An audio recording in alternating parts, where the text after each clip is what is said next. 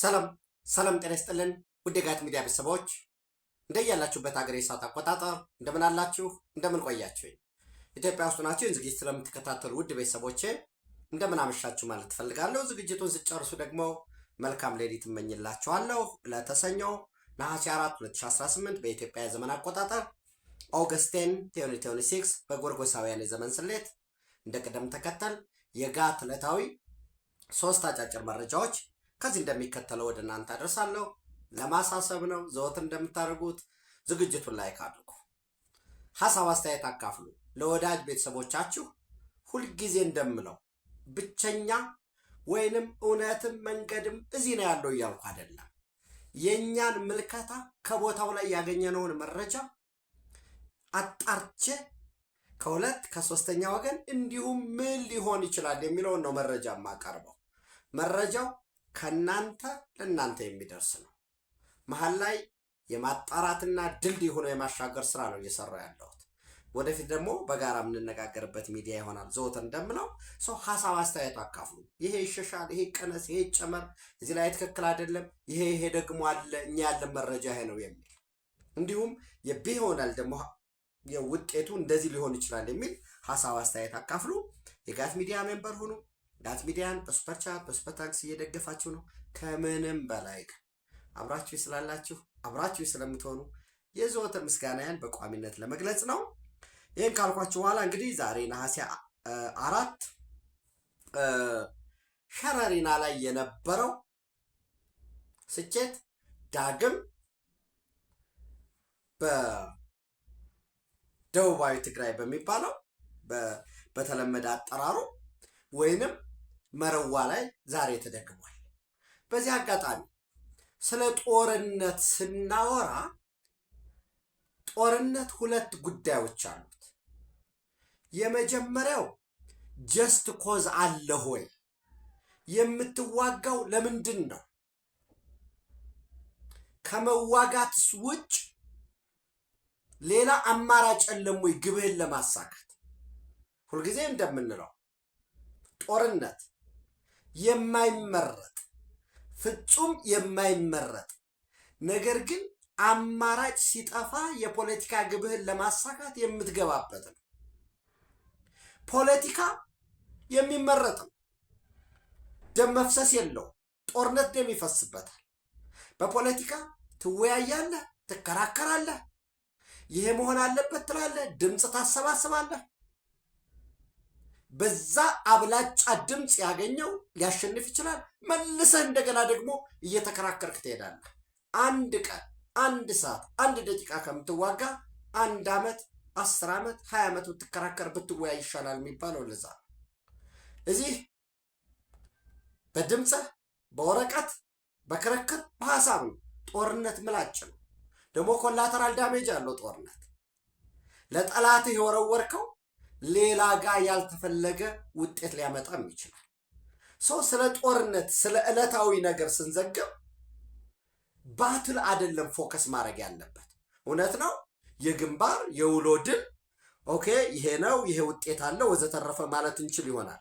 ነገር ግን እስኖት አባውታተው ባትል አይደለም ጉዳዩ፣ ጦርነቱን ማሸነፍ ነው።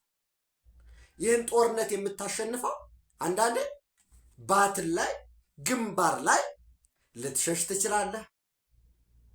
ዘወረ ሴናሪዮ ልትሸነፍም ትችላለህ። እስኖት እሱ አይደለም ጉዳዩ። ይዘኸው የተነሳው ጉዳይ ምንድን ነው? ሌላ አማራጭ የለም ወይ የሚሉትን ጉዳዮች ማየት ያስፈልጋል። አሁን የገጠመን አሁን ባለው ግጭት 3 ኃይሎች ግብ አላቸው። ክላሪፋይድ የሆነ ጎል አላቸው የጠራ። ሌላኛው ኃይል ደግሞ ግትልትል ነው። ምንም ግብ የለውም፣ ምንም ዓላማ የለውም። ስሜት ነው የሚነዳው፣ ተለላኪነት ነው። በህዝቡ ቁማር የሚነዳ መርሰነሪ ቅጥረኛ ነው። እዚህ ላይ ግብፅ ልንወስድ እንችላለን። በዚህ ጦርነት ሜን አክተሩ ነው፣ ከጀርባው ከመጋረጃው ጀርባ ዋነኛ ተዋናይ ነው። በፋይናንስ በትጥቅ በስንቅ እየሞከሩ ነው የሳተላይት መረጃ ለመስጠት። እዚህ አካባቢ ኃይል አስተላለፍ አለ፣ ይህን ይመስላል ወዘተረፈ የሚል በወሳኝነት በጦር መሳሪያ፣ በትጥቅ፣ በስንቅ ለስልጠና የሚወጣን ወጪ በመሸፈን ባላቸው ኔትወርክ ደግሞ የፕሮፓጋንዳና የሎቢ ስራ በመስራት ግብጾች ናቸው ዋነኛ። ግብጽ ምን ሊያገኝ ካል ምንም ጥርጥር የለውም ናይል። ግብጽ ህልውናዋ የተመሰረተው በናይል ወንዝ ላይ። ናይል የሚባለው ደግሞ ጥቁር ብሉ ናይል አለው፣ ጥቁር አባይ የሚባለው ከኢትዮጵያ ተራሮች አፈሯን ማዕድኗን በማዳበሪያ የበለጸገ አፈሯን ይዞ የሚነጉደው ብሉ ናይል አለ። ከሜዳማ ቀስ ብሎ ረጋ ብሎ የሚፈሰው ኮንትሪቢሽኑ ግን ኒርቱ 5% የሁሉም ተደምሮ ደግሞ ዋይት ናይል አለ። እዛ ዋይት ናይል የሚባለው ደግሞ አሁንም ወሳኙን የምታበረክተው የባሮ አኮቦ ነው። እንግዲህ ለዋይት ናይል ደቡብ ሱዳን ላይ ገብቶ የተወሰነ ወደ ጆንግሌይ ረግረጋማ የሚሰምጠው እንደተጠበቀ ሆኖ እሱንም እኮ ኤክስካቬት አድርገን እናወጣው ብለው ነበር። ስለዚህ ኢትዮጵያ በናይል ወንዝ ላይ ሄጅሞኒ እንዳይኖራት፣ የበላይነት እንዳይኖራት ትፈልጋለች። ህገ መንግስታዊ ነው። የናይል ሂስቶሪካል ራይትን ማስጠበቅ የግብፅ መንግስት አንዱ ተልኮ ነው። የግብፅ የውጭ ጉዳይ ተልኮዎቹ 3 ናቸው። ከአሜሪካ ጋር ያለውን ግንኙነት ማጠናከር፣ ከእስራኤል ይሰነዘርብኛል የሚለውን የቀጥታ ጥቃትም የተዘዋዋሪ ጥቃትን መከታተልና ራሱን በዛ መልክ በሚሊተሪም በኢንቴሊጀንስም አፕዴት ማድረግ፣ ከናይል የሚሰነዘርን ወይንም የናይል የበላይነቱን የማስጠበቅ ነው። ትልቁ ስራዎች እነዚህ ናቸው። ሰው ከአሜሪካ ጋር ያለውን ግንኙነት ለማስጠበቅ ምን ይሰራል? አረብ ሊግ ላይ በመካከለኛው ምስራቅ እንሶን ብሎ ማየት ይቻላል። ከእስራኤል ጋር ያለውንም በተመሳሳይ ኢትዮጵያ ላይ ያለውን ይህንን ምንድን ነው የሚያደርግ የሚለውን እዛ ውስጥ የሚካተታሉ። ግብፅ በናይል ጉዳይ ኢትዮጵያን አስገድዶ ሂስቶሪክ ዋተር ራይቱን ማስጠበቅ፣ አንድ ምንም አይነት ግድብ ተጨማሪ እንዳትገነባ የማድረግ ይሄ በግላጭ በአደባባይ እየተናገሩት ነው። ለምሳሌ ዶክተር ሃኒ ሰዊላም የግብፅ የውሃና የመስኖ ሀብት ሚኒስትር ናቸው። የግብፅ የውሃ ሀብትና የመስኖ ሚኒስትር ናቸው። ምንድን ነው ያሉት? ኢጅፕት ሳይስ ኢት ዊል ኖት አለው ኒው ኢትዮጵያን ዳምስ ኦን ናይል ሪቨር አናዱሉ ኤጀንሲ ነው ይህንን ያለው። ስለዚህ ግብፅ ኢትዮጵያ ግድብ እንድትገነባ አትፈቅድም። 3 ግድብ ሊገነቡ እንደሆነ እናውቃለን። አስተማማኝ ፋይናንስ እንዳላቸውም ያንን ለመገንባት የሚያስችል ኤቭሪቲንግ እንደጨርሱ እናውቃለን። ግን አንፈቅድም ማለት ምን ማለት ነው? በጦርነት ውስጥ እንዘፍቃታለን። ተረጋግተው ወደ ልማት የሚያተኩሩበትን እድል ዜሮ እናረገዋለን እንጂ ታዲያኛ ተነስተን የኢትዮጵያ መንግስት ግብፅ በስዊዝ ካናል ላይ የሚያደርገውን ማስፋፋት ያው ሌን ይጨምራሉ ለማስፋፋት ወደብ ይሰራሉ። እኛ በዛ ጉዳይ ብንናገር መሳቂያ ነው የምንሆነው። ወይ ለምሳሌ ከታች ያለው የኢራቅ መንግስት ወይ የሶሪያ መንግስት ቱርክ ግድብ እንዳትገነባ ቢል ይህ ዓለም አቀፍ ህጎች የሚጠቀሱ እንደተጠበቀ ሆኖ፣ ስለዚህ ግብፅ በወሳኝነት ኢትዮጵያን በእርስ በርስ የማያባራ ጦርነት ውስጥ መዝፈቅ ትፈልጋለች። በወሳኝነት በናይል ላይ ያላትን ሂስቶሪክ ዋተር ራይት ለማስጠበቅ። ቀጥሎ ማን ይመጣል? የዚህ ጦርነት ተዋናይ ኤርትራ ይመጣል፣ ሻቢያ ይመጣል። ሻቢያ እንደ መንግስት ኤርትራን ዋጋ ከፍዬ 30+ ምናምን ዓመት ዋጋ ከፍዬ ኢትዮጵያን ከቀይ ባህር ነጥዬ ባንዳ አንዷ 4 ኪሎ አንዷ ዲሃሎ ገብቶ ሁለቱም የኢትዮጵያ ባንዳዎች ስለነበሩ ወደብ ሸቀጥ ነው የሚል የትም ዙረን እንገዛዋለን የሚል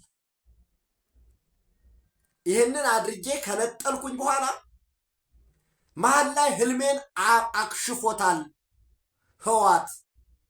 ትልቅ አገር ኢትዮጵያ የምትባል ትልቅ አገር የአፍሪካ ህብረት መቀመጫ የሆነች ትልቅ ህዝብ፣ ሰፊ መሬት፣ ሂስቶሪካሊ ደግሞ ፓወር ፕሮጀክት ሊያደርግ የሚችል አገር ለህዋት አስረክቤ እኔ ግን ትንሽ አገር ተረክቤ ቀረው የሚል ቁጭት አለ። ከዛ ባለፈ ደግሞ መጀመሪያ የታቀደው ምንድነው? ያ መጀመሪያ የታቀደው ኢትዮጵያ ሪሶርስ አቅራቢ ሆና ያ ሪሶርስ ጥሬ ዕቃ፣ ያ ሪሶርስ ጉልበት፣ ያ ሪሶርስ ኤክስፖርት የሚደረግ ማንኛውም ነገር እሱን አቅራቢ ተመልሶ ደግሞ ፕሮሰስ ኤርትራ ፕሮሰስ ለምታደርገው ኢንዱስትሪ ወይ ኤርትራውያን ባለሀብቶች ኢትዮጵያ ውስጥም እንደፈለጉት የሚሰማሩበት ህግም እውነትም ፍትህም የሚሆኑበት አስፈላጊ ሆኖ ሲገኝ ከአዲስ አበባ አንጠልጥለው ሳዋ የሚሆን አስመራ ወስደው የሚያስሩበት ቡና ኤርትራ ኤክስፖርት የምታደርግበት አዛዥ ናዛዥ እንሆናለን ያሉበት በደህንነቱ በኢኮኖሚ መዋቅሩ ይህንን አረጋግጠን የአፍሪካ ሲንጋፖር በኢንዱስትሪ የበለጸገች ወሳኝ እናረጋታለን ያልነውን መሀል ላይ ያመከነብን ህዋት ነው። ማዕቀብ አስጥሎብናል፣ ጦርነት ከፍቶብናል፣ ህልማችንን አቀጭጮታል የሚሉትን ህዋትን እንደ ፓርቲ ኢትዮጵያን እንደ ሀገር የመቅጣት ፍላጎት ነበራቸው። በሰሜኑ ጦርነት ወቅት በጸረ ሽብር በአስመራ ዲክላሬሽን መሰረት ሽብርተኞችን በጋራ የመዋጋት የሚል ስምምነት አለ። በዛ መሰረት ወደ ጦርነቱ ቢገቡ ተጋብዘውም ተተኩሶባቸውም በጋራ ስምምነት ቢገቡ ኖ የፕሪቶሪያ ስምምነት ተፈርሟል ሲባል የመስራት ያለብንን ያልጨረስነው የቤት ስራ አለ የሚል ጉዳይ አላቸው። ቀጥሎ የኢትዮጵያ ደግሞ አይቀሬ የሆነ የባህር በር ጥያቄ መጣ። በወሳኝነት ኢትዮጵያ በሶማሌላንድ በኩል ለኮመርሻል ፐርፐዝ የሚውል ወደብ ለ50 ዓመት በሊዝ እና 10 ዓመት በተጨማሪ ሊራዘም የሚችል የናቫል ቤዝ መጠየቋን ተከትሎ ወሳኝ ኢትዮጵያ የባህር በር እንዳታገኛትን ኤክስፔንስ ያስተባበረችው ኤርትራ ነች። ትራይፓርታይት ትሪቲ የተፈረመው አስመራ ነው። ይሄ ጉዳይ ሄዶ የኢትዮጵያ የባህር በር ጥያቄ ያላለቀ የቤት ስራ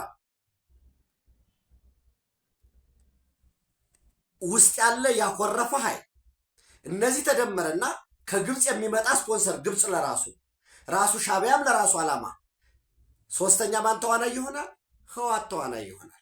ህዋትም ጥያቄዎች አሉት ማለት እንችላለን። ምን አይነት ኮንቴስትድ ኤሪያ ተብለው የተለዩ አሉ በፕሪቶሪያ ሰላም ስምምነት ቢት ዌስተርን ትግራይ ልንለው እንችላለን እነሱ እንደሚጠሩት፣ ወይ ወልቃይት ጠገዴ ሰቲት ሁመራ ወይንም ደቡብ ትግራይ እነሱ ብለው እንደሚጠሩት ይሄ ራያ ባላ ኦፍላ የሚባሉት እነዚህ አንዳሉ። ሁለተኛ ተፈናቃዮች አሉብኝ። ተፈናቃዮችን የምመልሳቸው እኔም 4 ኪሎ ከተፈናቀልኩት ወንበር ስመለስ ነው። ወደ 4 ኪሎ ዳግም ካልተመለስን በሂደት ተጠያቂነት ይመጣል። በኢትዮጵያ ናሽናል ቼክ ላይ አዛዥ ናዛዥነታችን ይቀራል። ይሄ የሚል ጉዳይ አላቸው። የፓወር ጉዳይ አለ፣ የአካውንታቢሊቲ ጉዳይ አለ። እንዲያው ሂዶ ራያን ይህን ወልቃይትን መልሰው በሂደት ደግሞ 4 ኪሎ ገብተው ራሳቸው የሚመስል አድርገው መገንጠል የሚባለው እነሱ 4 ኪሎ የማይቆዩ ከሆነ መገንጠል ነው። ተመልሰው ተዋግተው ባይኒስ ሚንስ ዩዝፉል ኢዲየትስን ይዘው ከመጡ በሚመስላቸው በሚሆን መልኩ ሸንሽነው እንደገና ዳግም ህዝቡን ወደ ባርነት አስገብተው የግፍ አገዛዛቸውን ለመቀጠል ያለማሉ። እነዚህ ዋነኛ ተዋናዮች ናቸው። ሌላው እዚህ ውስጥ ላይ ምናልባት ቲፒኤልኤፍ የሚገነጠል ከሆነ ቪዥን አለው። ሊገነጠል ከቻለ ምን ማድረግ ነው ያለብኝ ብሎ ሻቢያ መዝጋት የሚፈልገው ጉዳይ አለ። በወልቃይት ጠገዴ እንዳትወስዱ የሚል ለምን ቲፒኤልኤፍ ህዋትን እንደ ታክቲካል አሊያንስ እንጂ እንደ ስትራቴጂክ አሊያንስ አይወስደው። ስትራቴጂካል አሊያንስ ሱዳን ነው ብሎ ነው የሚያስበው ቲፒኤልኤፍ። ሻቢያን የሆነ ጊዜ የሚገነጠል ከሆነ አይቀሬ ከሆነ አፋርንም ጨምሬ አካትቼ ቀይ ባህርን፣ ደቡባዊ ቀይ ባህርን፣ አሰብን ይዤ እንዲያውም ኢቭን የትግራይ ትግርኝ የሚባለውን መስርቼ ቆላማው ኤርትራን ለሱዳን ሰጥቼ ስትራቴጂክ አሊያንስ ስለሆነው ያ ሁሉ ድሪም አለ በፖለቲከኞች ውስጥ የሚቀነቅን ሐሳብ ማለት ነው። መጀመሪያ ሐሳብ ነው እንግዲህ ቀጥሎ የሚመጣው። በዚህ ሁሉ ድሪም ሌላው ጽንፈኛው የአማራ ፋኖ፣ ጽንፈኛው ኦነግ ሸኔ፣ የቤኒሻንጉል ህዝብ ነፃነት ንቅናቄ ነኝ የሚለው፣ የጋምቤላ ወዘተረፈ የሚለው፣ ኦብነግ ነኝ ወዘተረፈ የሚለው በሙሉ ዩዝፉል ኢዲየትስ ናቸው። አጀንዳ የላቸው። ለምንድን ነው አጀንዳ የሌላቸው? ሁሉም ትናንት ትግል ወጣን ወይም የምንታገለው የሚሉት ማንን ነበር? ህወሓትን። ጽንፈኛው ፋኖ ወደ ትግል ወጣሁኝ፣ ትጥቄን አልፈታም፣ ህወሓት ትጥቅ ሳይፈታም የፕሪቶሪያ ስምምነት እኔን አላካተተኝም፣ ህወሓት እንደ ፓርቲ እንዲቀጥል ሆኗል፣ የማንነትና የወሰን ጥያቄ የርስት ጥያቄ አልተመለሰም፣ የብልጽግና መንግስት ወይ በእነሱ አጠራር የኦነግ መንግስት ይህንን ህወሓትን አስቀጥሏል ነው ሲሉ የነበሩት። ምን ተገኘ? ተለላኪነት። በተመሳሳይ ኦነግ ሸኔ ወደ አዲስ አበባ እንዳንሄድ አደረገን፣ አፈናቀለን፣ ወዘተረፈ። መተከል ላይ እንዲተፈጸም ነው ሲባል የነበረው ተለላኪዎች ናቸው። የድህነት ዘበኞች፣ የአብዮታዊ ዲሞክራሲ መቃብር ጠባቂዎች ናቸው። በህዝባቸው ኪሳራ እናተርፋለን ብለው የሚያስቡ አንዳንዶቹ ባለ ሁለት ጃኬት አማርኛ መናገራቸው፣ ኦሮሞኛ መናገራቸው፣ የጉምዝ ቋንቋ መቻላቸው ካልሆነ በቀር ይሄ ደምን ዘርን ማዕከል ባደረገው ፖለቲካችን የማንነት ተጠየቅ ያለባቸው ናቸው። እንደ ጊዜው እያዩ የሚገለባበጡ ናቸው። እልህም ያላቸው አሉ። ከዛ በዘለለ ደግመን ደጋግመን እኔ እንደ ጌትነት ደግሜ ደጋግሜ ጽንፈኛው ፋኖ በወሳኝነት የሻዕቢያ ተለላኪ ነው፣ ህወሓት ቤት ሂዶ ይሰግዳል ያለውን በአደባባይ ገልጸውታል። ይህንን በዛሬው ዕለት መረዋ በወሳኝነት መረዋ ትምህርት ቤት ላይ ከግብፅ የመጣን የጦር መሳሪያ ከሱዳንም የተገኘ በቅርቡ ከፓኪስታን የተወሰነ የጦር መሳሪያ ገብቶላቸዋል። ከፓኪስታን የተገዛውን የጦር መሳሪያ ማን ነው ስፖንሰር አድርጎ ገዝቶ ያስገባው? እሱም ሁሉ ማጥናት ያስፈልጋል። አንዳንድ የጦር መሳሪያዎች የተያዙት ጥናት ምርመራ እየተደረገባቸው ስለሆነ ከየት ነው የመጡት፣ የትኛው ታጣቂ የሚጠቀምባቸው የጦር መሳሪያዎች ናቸው የሚሉት እነሱ ደግሞ በሂደት ይወጣል። ሰው የፋኖ ታጣቂ፣ የሻዕቢያ ታጣቂ፣ የህወሓት ታጣቂ ሲደመር ቅጥረኞች ሲደመር በወሳኝነት ቅጥረኞች። እነዚህ ቅጥረኞች የመጡበት አካባቢ የሚገርማችሁ የምስራቅ አውሮፓ ከሚባሉ አካባቢ እንግዲህ ምስራቅ አውሮፓ ሲባል ብዙ ጊዜ ሩሲያ፣ ዩክሬን እና ቤላሩስን ነው። ነገር ግን ቡልጋሪያ አለ፣ ቼክ አለ፣ ሞልዶቫ፣ ፖላንድ፣ ሮማኒያ ከምስራቅ አውሮፓ የተነሱት ከቤላሩስ ነው። በነገራችን ላይ ከ5 በረራ በላይ ከቤላሩስ የተነሱ የጦር መሳሪያ የጫኑ አውሮፕላኖች አስመራ አርፈዋል። አስመራና ምጽዋ ስለሚታወቅ ነው ፐብሊካሊ የምነግራቸው። ሰው የምስራቅ አውሮፓ አገራት ጸረ ድሮንና የስትራቴጂክ መሳሪያ ክፍል ተብለው የተደራጁት ሌሎች እንዳያዩዋቸው በአብዛኛው የሚያጓጉዟቸው በአምቡላንስ ነው ወይንም ሸራ አልብሰው ባይሱዙ ነው የሚያመጧቸው። አንድ አውሮፕላን ከቤላሩስ ይምጣ ከየትም ይምጣ አስመራ በሚያርፍበት ወቅት ክትትል ይደረጋል። እንዴት ወዘተረፈ እሱ ደግሞ የሚገለጽበት ጊዜ ይመጣል። ዞሮ ዞሮ እነዚህ ክፍሎች ሀርማዝ የሚባል የሱዳንና የኤርትራ ታርጋ ያላቸው ከባድ የጦር መሳሪያ የጫኑ። ከባድ የጦር መሳሪያ ሲባል ለምሳሌ መድፍ 155 ሚሊ ሜትር መድፍ አለ፣ 130 ሚሊ ሜትር መድፍ፣ 122 ሚሊ ሜትር መድፍ፣ 120 ሚሊ ሜትር መድፍ የሚባል አለ። 155፣ 130፣ 120 እና 122 ሚሊ ሜትር። ታንኮች ቲ55፣ ቲ62፣ ቲ72፣ ፒኤምፒ የሚባል ይሄ ባለጎማ ታንኩ ነው። ውስጥ ላይም ልክ ሰዎችን ይዘው የሚሄዱ እንደ ላይክ ብረት ለበስ ተሽከርካሪ አይነት ቢኤም21፣ ቢአርዲኤም፣ ዙ23፣ ዙ37 የሚባሉ ሮኬት 107 ሚሊሜትር ሮኬትን ጨምሮ 82 ሚሊሜትር ሞርተር፣ እነዚህ ደግሞ ይሄ ማልዩትካ ሚሳይል የሚባሉ ይሄ 9M 14ን ጨምሮ ጸረ ድሮን ይሄንን ያካተተ የትኛው አርሚ ስንት መድፍ አለው፣ ስንት ታንክ አለው፣ ስንት ከባድ መሳሪያ አለው የሚለው ይታወቃል በዝርዝር። እንዴት ነው የሚታወቀው? በማን አማካኝነት? ከየት ተነስቶ ወደ የት መጣ? ለምሳሌ ቲፒኤልኤፍ የቆመው 1972 ያኔ ይጠቀማቸው የነበሩትን ነው። ጋሪዎችን ተቆርጠው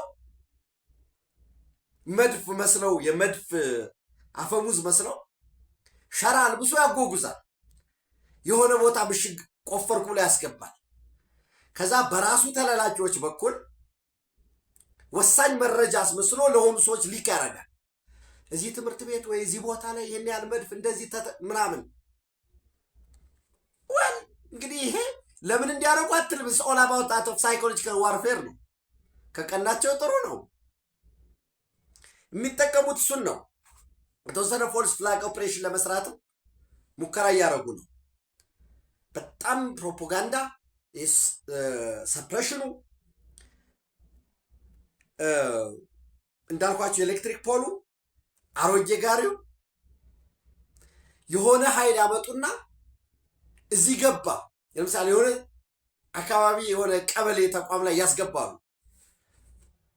ከዛ ትናንት ለምሳሌ እናንተ የሆነን ፔጅ የምታውቁት የሃይማኖት ምናምን ገጹ ነው ወይ አስጎብኙ ነው ወይ ገበያ የሚነግሩ ወዘተረፈ ሊሆን ይችላል። ፎሎ አፕ አድርጉ እንዴት እንደሚቀየሩ።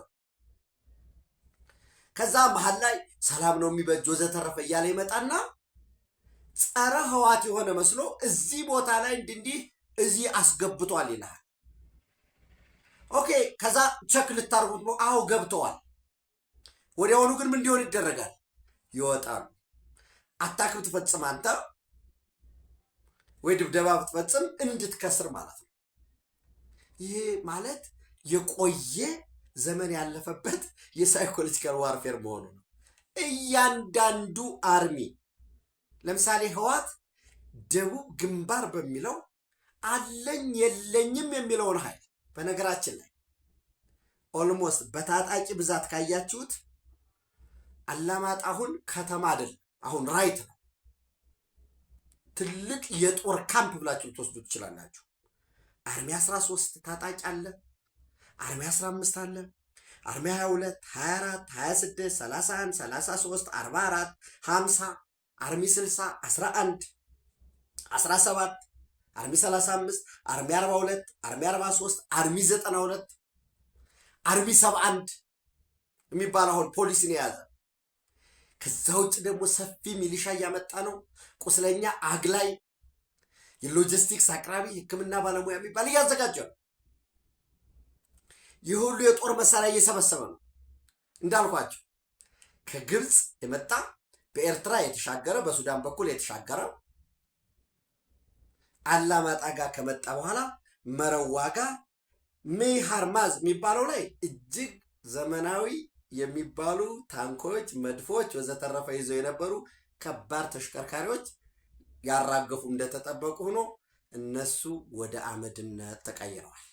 አንድ ሁለተኛ መረዋ አንደኛና ሁለተኛ ደረጃ ትምህርት ቤት፣ እዛ ትምህርት ቤት አጠገብ የጦር መሳሪያ ተከፋፍለው መጀመሪያ እኮ መረዋ ትምህርት ቤት ነበር የገቡት። ትናንት ተከታትላችሁ ከነበረ ለምሳሌ እንደ በጣም ሴንሲቲቭ ናቸው መረጃ ለምትከታተሉ መረዋ ትምህርት ቤት ጋር ተከፋፈሉ፣ መረዋ ትምህርት ቤት ተከፋፈሉ ወዘተረፈ ነበር አይደል ሲባል የነበረው። ኢቭን በነገራችን ላይ በግመል ሲጭኑ ሁሉ የሚታይ ትክክለኛ ምስል ሁሉ እየወጣ ዓላማው ምንድን ነው የነበረው? መረዋ ትምህርት ቤት ላይ አታክ እንዲፈጸም ታጣቂዎችን አስወጡና ትምህርት ቤት ላይ ግን ምን አደረጉ? መሳሪያ አከማቸው የተወሰኑ። በተመሳሳይ እዛ ጋር ጥቃት ተፈጽሞ ሙሉ ለሙሉ ተደምስሰዋል። ዘን ከቤተ ክርስቲያኑ ከመረዋ ቤተ ክርስቲያን አለፍ ብሎ ዳዕሮ የሚባል ዛፍ ስር የህዋትም የሻቢያ የተወሰኑ የግብፅና ከሱዳን የመጡ እና የጽንፈኛው ፋኖ አመራሮች ያደሩት ዳዕሮ የሚባለው ዛፍ ስር ነው። መጀመሪያ ግን የነበሩት የት ነው? ትምህርት ቤት። እነሱም ጋር የተሳካ ጥቃት ተፈጽሟል። ዛሬ አላማጣ ሆስፒታል ሞልቶ የኮረም ህዝብ ሊጠቀምበት የተዘጋጀ ሆስፒታል። ነገር ግን ትናንት እንደነገርኳችሁ መሆኒ ሆስፒታል ከህዝብ ተነጥቆ ለጦርነት ታካሚዎች ተዘጋጅቷል እንዳልኳችሁ። በዛ ጤና ጣቢያዎች ኮረም ላይ ብትሄዱ የመሆኒ ሆስፒታል ጥቃት የደረሰባቸው ወገኖች እየታከሙ ነው ያሉት። እንዳልኳችሁ ከሱዳን፣ ከግብፅ፣ ከኤርትራ እና በትክክል የዚህ ሀገር ዜጎች ናቸው ብለን አሁን ለመለየት የማንችል ከምስራቅ አውሮፓ ሀገራት የመጡ የስትራቴጂክ ጦር መሳሪያ ተኳሾች ክፍል ተብሎ ጸረ ድሮን እና የአየር ክፍል የተባሉት ሙሉ ለሙሉ ለወሬ ነጋሪ ሳይተርፉ እርምጃ ተወስዶባቸዋል። በሸራ አልብሰው ወደ መቀሌ ወስደዋቸዋል። በዛ ምክንያት እጅግ ከፍተኛ የሆነ መደናገጥ፣ የእርስ በርስ ግምገማ እያደረጉ ነው። ከመሃላችን ሰው አለ መረጃ የሚሰጥ ራሱ ታጣቂው ውስጥ መልምለው ያስገቡት። ሁልጊዜ የሚሉት እነሱ የስምረት አባላት ወይንም ጸረ ትግራይ የሆኑ ኃይሎች አሉ። እነሱ ናቸው መረጃ እየሰጡ ከመሃላችን ጥቃት እንዲፈጸምብን እያደረጉ ያሉ በሚል የለዩቸው ምንድን ነው እየገመገሙ ነው ያሉት። እዚሁ ላይ ከአርሚ 15 ከአርሚ 22 ከአርሚ 26 እዛ ውስጥ የነበሩ ከ600 በላይ ታጣቂዎች ሙሉ ትጥቃቸውን የጦር መሳሪያቸውን ይዘው ወደ የተዘጋጀላቸው የት ነው የሚባል የለም፣ በራሱ ጊዜ ይመለሳል ቦታ ሄደዋል። በነገራችን ላይ በዚህ አጋጣሚ ህዝቡ ሊመልሳቸው ሞክሮ ነበር የተወሰነ ቦታ ላይ። ይሄ ተገቢ አይደለም። እኛ መሞት አንፈልግም። እኛ ለግብፅ ጉዳይ እናስፈጽምም፣ ለሻቢያ ጉዳይ እናስፈጽምም፣ ለጥቂት ዘራፊዎች ለአንድ ቤተሰብ ስርዓት አናስቀጥልም፣ መሞት አንፈልግም ብለው እነዚህ ኃይሎች የራሳቸውን መንገድ በሚመርጡበት ጊዜ ህዝቡ እንዲያስመልሳቸው ምናምን ማድረግ ሌላ ጉዳት የሚዳረግ ነው። እንግዲህ ህዝቡ በከበባ እንዲይዝ ለመያዝ ምናምን ሙከራ ተደርጎ ሰዎች ላይ ጉዳት አልደረሰም፣ ግን የተወሰኑ ፈንጂዎች የተጣሉበት ሁኔታ አለ። አጠቃላይ የዛሬ የነበረው ውሎ የመረዋ ውሎ ይህንን ነው የሚመስለው። ልክ ሸረሪና ጋር እንደነበረው እጅግ ከባድ የሆነ ውድመት አስተናግደዋል። ነገር ግን ህወሓት ዛሬ የተመታው የጦር መሳሪያ የተመታው አየር ኃይል ወይንም የልዩ ስትራቴጂክ መሳሪያዎች ድጋፍ በሚል ያሰባሰባቸው ስለሆነ እሱም በራሱ ደግሞ ይዞት የሚመጣ ስላለ የሻቢያ ከፍተኛ ወታደራዊና የስለላ አባላት ስለተደመሰሱ በዚህ ምክንያት ድንጋጤ ውስጥ ነው ያለው። አንዳንድ ወዳጆች ለምንድን ነው መቀሌ ላይ ወይንም አክሱም ላይ ወይንም ሌላ ቦታ ላይ እየታወቀ የሚሰበሰቡበት ቦታ ለምን አመራሩ ላይ ጥቃት አይፈጸምም የሚል ጥያቄ እያነሱ ያሉ አሉ። እሱ እንዴት ነው የሚስተናገደው የሚለው እኔ ፐርሰናሊ ማምነው እስካሁን የኢትዮጵያ መንግስት ጦርነት ውስጥ አልገባም። ሸረሪና ላይ የሚሆን መረዋ ላይ በቀጣይ 2-3 የተለዩ ቦታዎች ላይ እየተወሰደ ያለው እርምጃ ጦርነቱን ለማስቀረት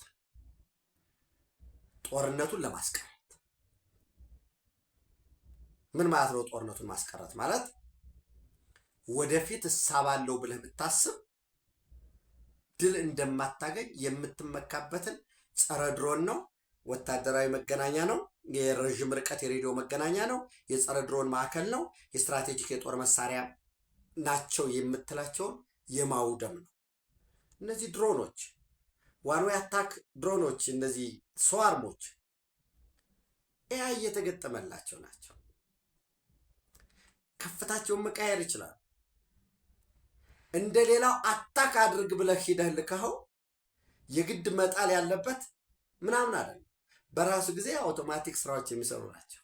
24/7 የራሳቸውን ኃይል መጀመሪያ ሞልተህ የምታበራቸው በዛ በተሞላው እስከ 12 እስከ 17 ቀን መቆየት የሚችሉ መልሰው ደግሞ ከሶላር በሚገኝ ኃይል ራሳቸውን ሪቻርጅ እያደረጉ የሚቀጥሉ የተለያዩ አገር ስሪቶች ኢትዮጵያ ያመረተቻቸው እነዚህ አቅሞች አሉ።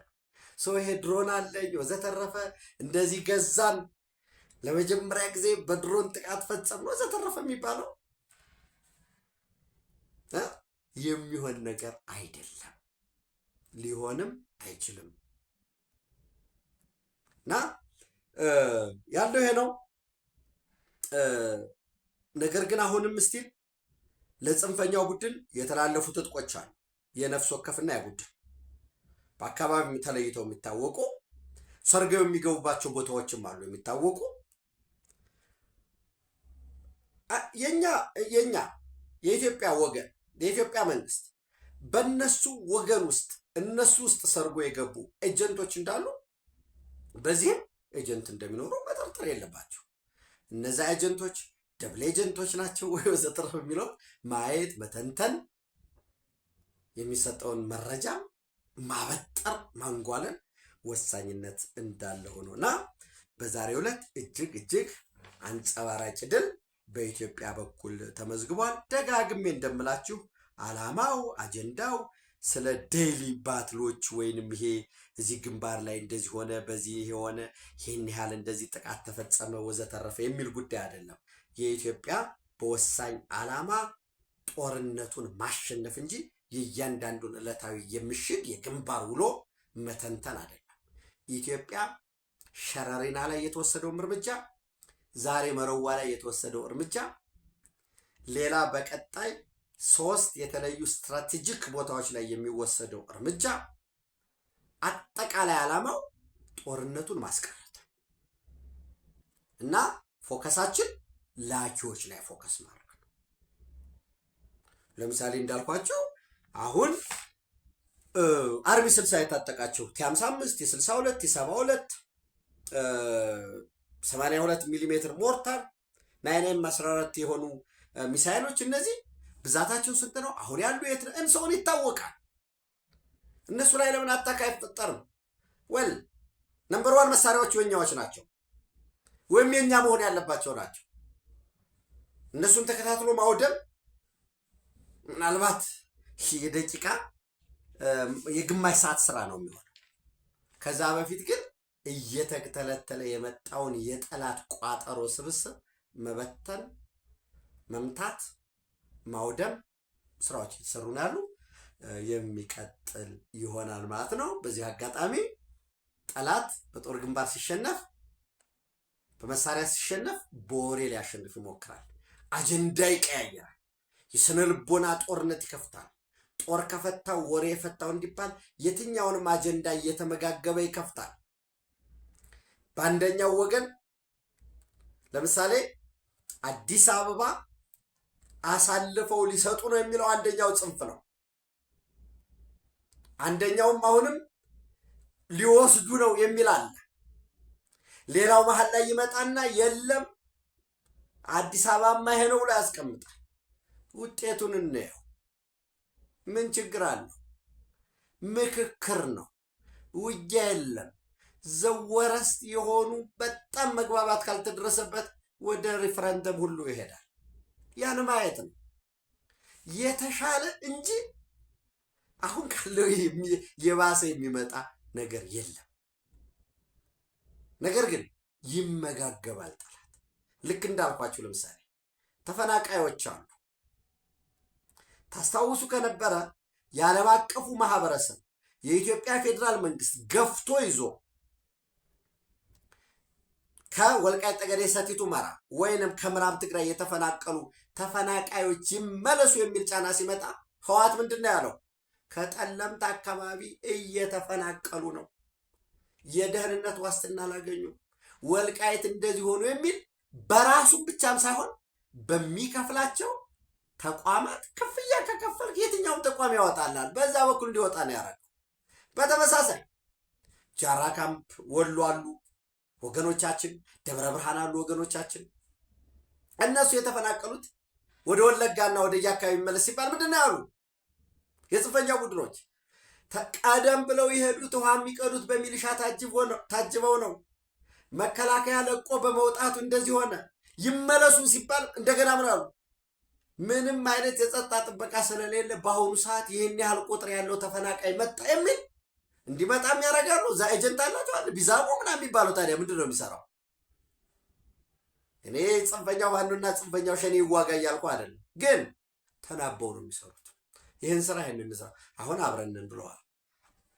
ስለዚህ እነዚህ ኃይሎች ኢትዮጵያን ለማዳከም እንዳልኳችሁ የሌላ የግብፅንና የሻዕቢያን እና ህወሓት ቢያንስ የራሱ አጀንዳ አለው እንዳልኳችሁ ወይ 4 ኪሎ ተመልሶ አራጂ ፈጣሪ መሆን።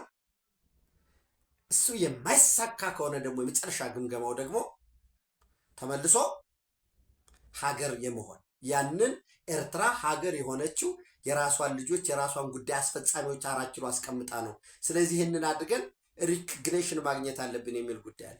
ይሳካል ወይ ሌላ ጉዳይ ነው። ይህንን በደንብ ልናይ ይገባል። የኢትዮጵያ ዓላማ ጦርነቱን ማሸነፍ፣ የብሔራዊ ጥቅሟን ማስከበር፣ ፍትሃዊ በሆነ መልኩ የከርሰ ምድርም የገጸ ምድር ሀብቷን ከሰው ኃይሏ ጋር አስተባብራ በአፍሪካ ቀንድ አንከር ስቴት መሆን ነው። ወደ ቀይ ባህር መመለሳችን አይቀሬ ጉዳይ ነው። ከመቼውም ጊዜ በላይ ከትናንት በላይ ዛሬ እድላችን ሰፊ ነው። በነገራችን ላይ እንዲያውም አሁን ወደ ቀይ ባህር አንመለስም ብንል ራሱ ለምንድን ነው የማትመለሰው የማትመጣው ተብለ እዳስ ይገባ ድረስ ነው ምቹ ሁኔታ እየተፈጠረልን ያለው።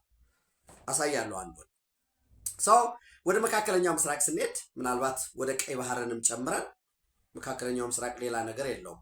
እዚህ ቀይ ባህርን ከተሻገርክ ሳውዲ አረቢያን፣ የመንን፣ ኦማን፣ ባህሬን ኢንክሉዲንግ ኢራንን የምናገኝበት ጆርዳንን፣ ሊባኖስን፣ እስራኤልን የምናገኝበት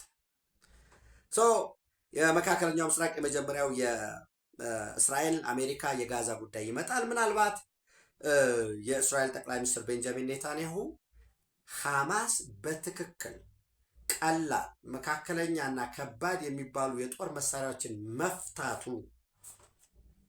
ጄኒውንሊ ካልተረጋገጠ በቀር የእስራኤል መከላከያ ኃይል ጋዛን ለቆ አይወጣም ብለዋል። ኢምቦልድ ጋዛን ከ65% በላይ አይዲኤፍ እንደያዘው ሳንዘነጋ አንድ እዚህ ላይ እኛ ዶናልድ ትራምፕ ያቀረበውን እስራኤል ሪጀክትስ ትራምፕስ 15 ፖይንት ጋዛ ፒስ ፕላን ብለው ቦልድሊ ተናግረዋል እሁድ ዕለት። ሌሎች ደግሞ በተለይ ግብፅን ጨምሮ እነ ቱርክ አንቲ እስራኤል ካምፑ ደግሞ ዶናልድ ትራምፕ ይህንን ወሳኝ የሆነውን የጋዛ እቅዳቸውን ባለ 15 ነጥብ ለማስተግበር ወደ ተግባር መግባት አለባቸው። የእስራኤል መከላከያ ኃይል ጋዛን ለቆ እንዲወጣና ሐማስ ደግሞ ትጥቁን እንዲፈታ መደረግ አለበት ብለዋል። ሐማስ ካይሮ ተጠርቶ ግብፅ ጠርታ ራሷ ቱርክን ባሉበት ሌሎችም ካንሳይት ቦልድሊ ፋይናንሰሮቹ ባሉበት ትጥቅህን ፍታ ተብሏል። እስራኤል ደግሞ ይሄ ትጥቅ ፍታ የሚለው ጉዳይ ለይስሙላ ነው፣ እኔ ባለሁበት ተረጋግጦ ነው ጦሬን የማስወጣ የሚል ጉዳይ ተቀምጧል። ራሳቸው ቤንጃሚን ኔታንያሁ ደግሞ አስፋራስ እኔ በስልጣን እስካለው ድረስ ፓለስታይን የሚባል የፍልስጤም መንግስት ይሄ ዌስት ባንክን ወይ ጁዲያን ሰመሪያ የሚባለውን እና ጋዛን ይዞ አይመሰረትም ብለዋል። አንድ እሱ ውሰዱ። ሁለተኛ እዚሁ ላይ ምናልባት በተጨማሪ እስራኤልና ሰርቢያ የኔቶ አባል አይደለም። ሰርቢያ ለኮሶቮ እውቅና አልሰጠም። የኔቶ አባል አይደለም። ሰርቢያ ለኮሶቮ እውቅና አልሰጠም። ነገር ግን ኮሶቮ እና እስራኤል ደግሞ ዲፕሎማቲክ ግንኙነታቸውን የጀመሩ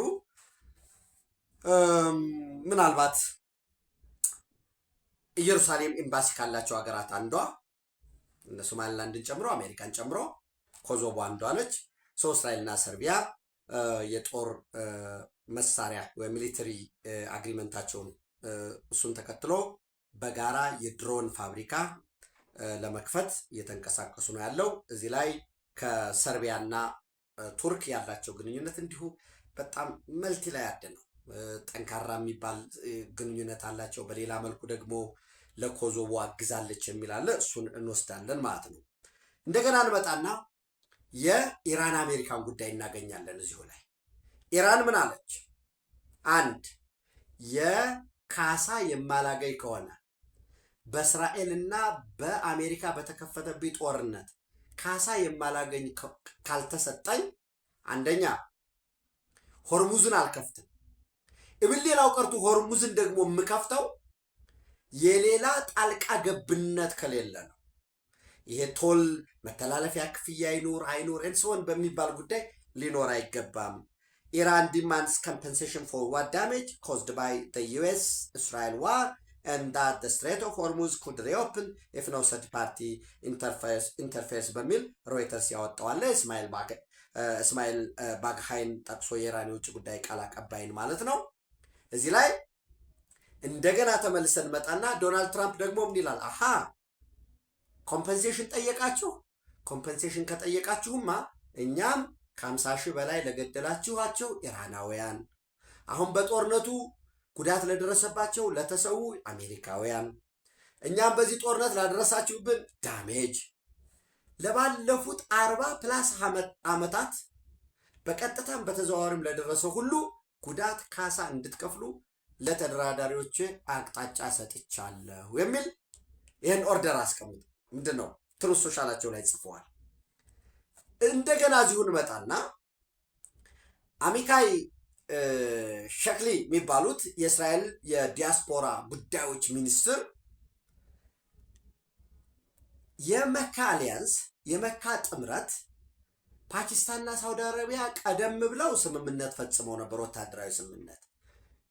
በቀጠናው ከኛ ጋር የምትገዳደረው የጠላትነት ስሜት ያላት ጠላት የሆነችዋ ቱርክ ስለተቀላቀለች የመካ አሊያንስ ለኛ እጅግ በጣም አስጊ ነው። ስለዚህ ከዩናይትድ አረብ ኤሚሬት ጋር፣ ከግሪክ ጋር፣ ከቆጵሮስ፣ ከሶማሌላንድ ጋር ያለንን ግንኙነት የበለጠ ማጠናከር አለብን ብለው ትናንት ማታ ለአይ24 ለእስራኤል 24 የቴሌቪዥን ጣቢያ ፕሬሰር ምንድነው ገለጻ ሰጥተዋል። እንድትከታተሉት ነው ሳይት የማደርገው። ከዚህ በፊት እኔ ምን ብያችሁ ነበረ? ይሄ ነሐሴ 1 ማለት ነው። ይሄ መካ ጆይንት ዲፌንስ አግሪመንት ፓኪስታን ኒውክሊየር ያለው፣ ቱርክ ደግሞ እጅግ ዘመናዊ የሆነ የጦር መሳሪያ ሚሊተሪ ኢንዱስትሪ ያለው፣ በኔቶ ከአሜሪካ ቀጥሎ ኢብን በተግባር የተፈተሸ ከግማሽ ሚሊዮን በላይ ሰራዊት ያለው፣ ሳውዲ አረቢያ ደግሞ ገንዘብ ሰርፕለስ የሆነ ገንዘብ ያለው፣ የነዚህ ጥምረት ከኢራን ጋር ተያይዞ የሳውዲ አረቢያን ጥቅም ለማስከበር ምናምን ኖ አጀንዳው እስራኤልና እስራኤል ነች ብዬ ነው የተነሳው። እነሱ ምን አሉ? ኖ እንደ ኔቶ አንቀጽ 5 ነው፣ እኛን ጥቃት ካልፈጸመብን በቀር ማንንም ላይ ጥቃት የመፈጸም ወይም ስጋት የመሆን ይህ ስጋት የሚሆን አይደለም፣ እከሌን ለማጥቃት ወዘተረፈ ብለን አይደለም ይህንን የመሰረት ነው።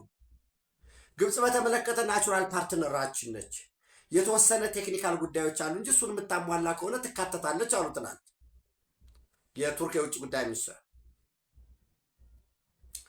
ወል ስፋይን ይሄ ስምምነት ርቆ መጥቶ ከኛ ጋር አጀንዳ ይሆናል ወይ? ኢራኖች ጭራሽኛ የሚያሰጋን ወይም ጉዳይ አይደለም።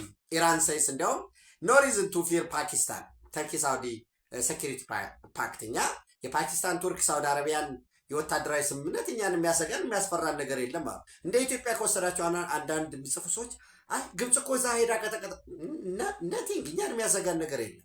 የሚያሰጋን የሌለው የቱርክ የሚሊተሪ ቴክኖሎጂ፣ የሳውዲ አረቢያ ኤክሰስ ገንዘብ፣ የፓኪስታን ይሄ ኒውክሌር ለውጊያ ይውላል ወይ? ምንም። ይሄ ኒውክሌር ለውጊያ ቢውል አንደኛ ኒውክሌር የታጠቀ ማን ነው ብያቸዋለሁ? ሩሲያ። ለምን ዩክሬን ላይ አልተኮሰውም? ያ ሌላ ጉዳይ ነው።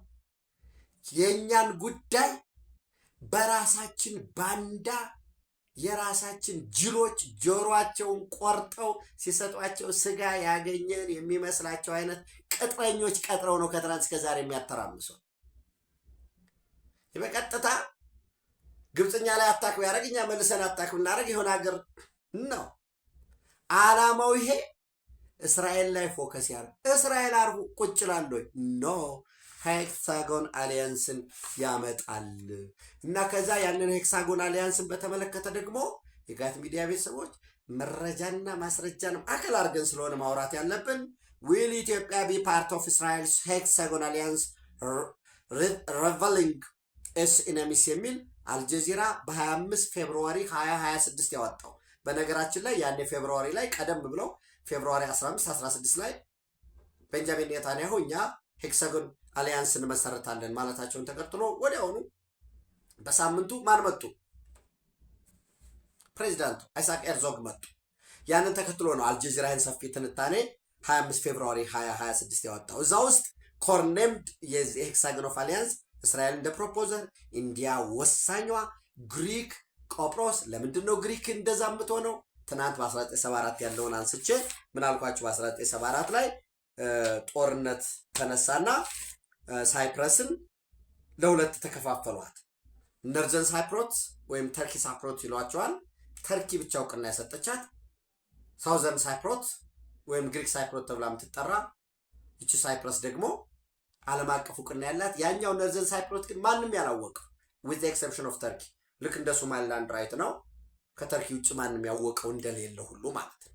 ስለዚህ ሳይፕረስ አባል የምትሆንበት፣ ግሪክም በተመሳሳይ ሌላ ኮምፕሊኬትድ የሆነ ታሪክ አላቸው። ህንድ ለምንድን ነው የሚነሳው?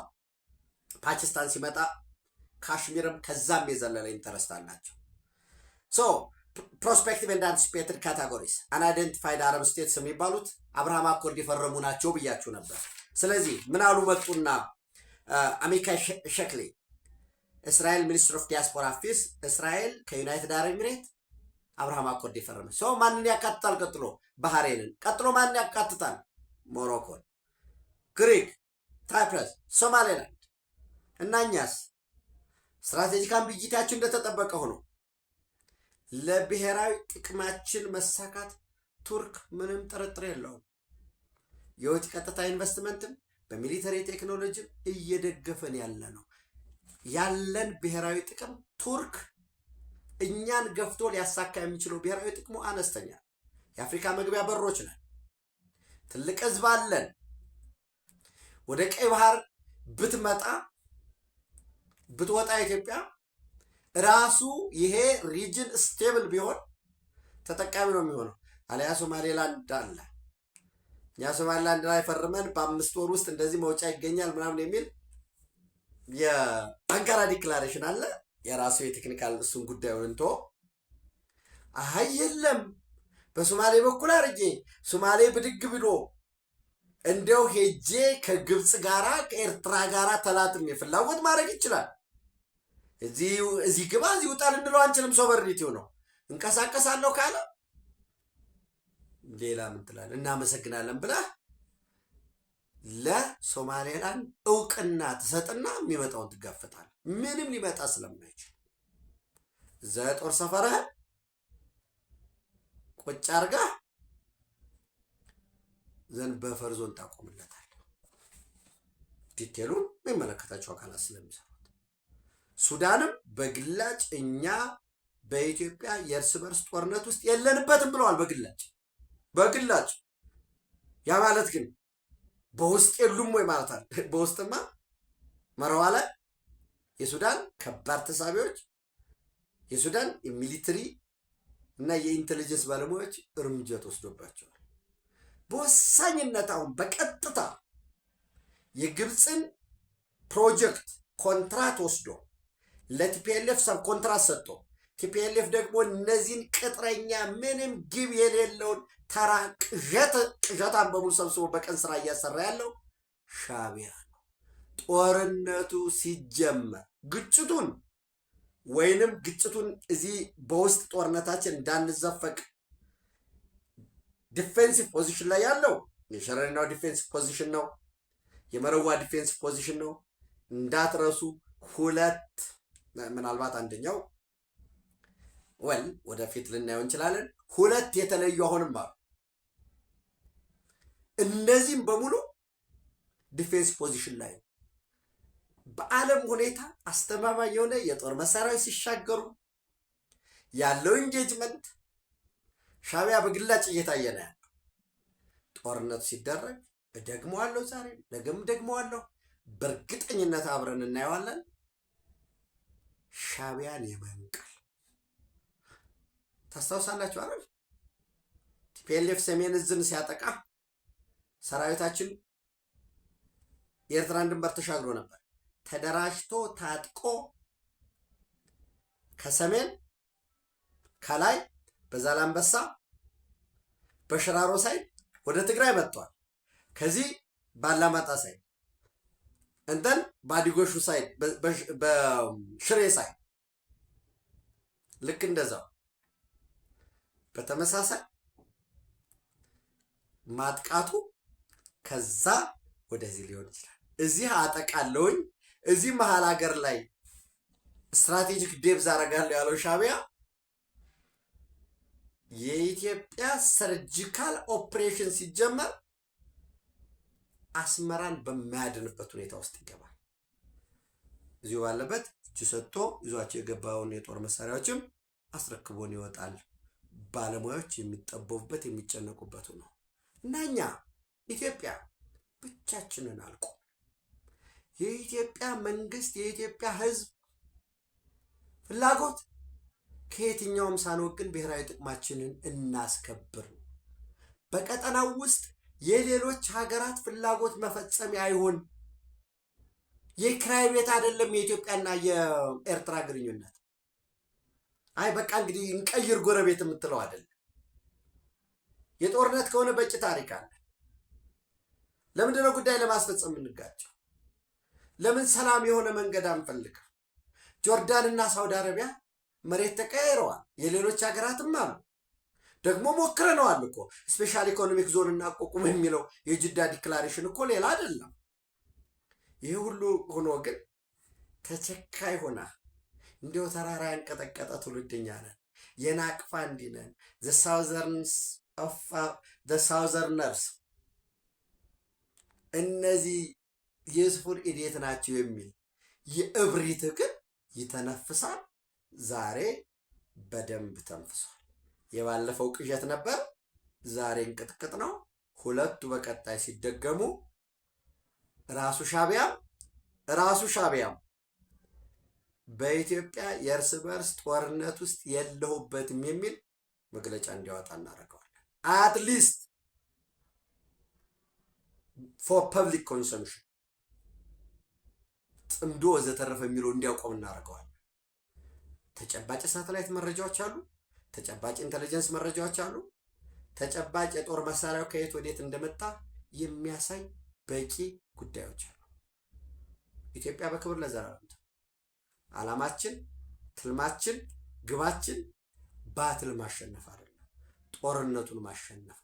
ጦርነቱን ደግሞ ባይ ኤኒ ሚንስ ፖሲብል እናሸንፋለን፣ አንጠራጠርም። ታንኪዩ